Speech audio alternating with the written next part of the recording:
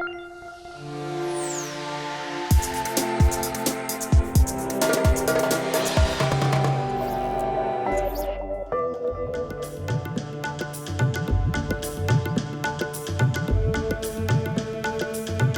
always say man makes his marks in life. Man builds and leaves his mark in the landscape.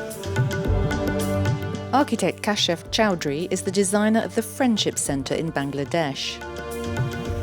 Friendship is a non-governmental organization who work with some of the poorest of poor in this part of the world. They wanted a kind of a training meeting center for their various projects in healthcare, education. So we did this project for them. Kashif Chowdhury drew his inspiration from the Buddhist monastery of Mahastan.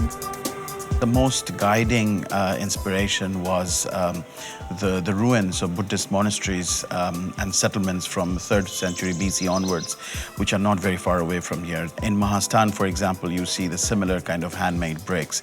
These are beautiful materials in the sense they're handmade. It has the imperfections that give it the texture.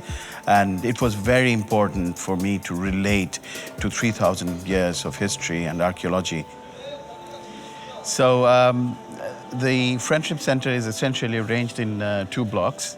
The residential block, which has the dormitories and the staff quarters and the dining pavilion.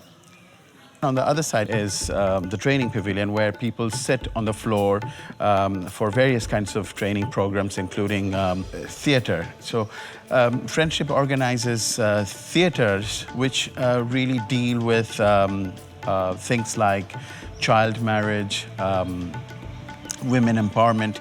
So it's difficult to get these messages through to the people. They're being quite illiterate.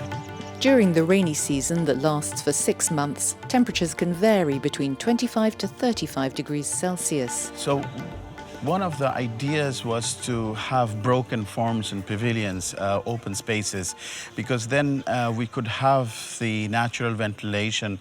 And in addition, we have the green roof on the top, which is really helping as a thermal mass, reducing the solar heat. The result is that we can avoid the use of air conditioning by using cross ventilation. It's a good time to come back to that point where we look at architecture not just as art, but really as responding to the context or to the people for whom we built.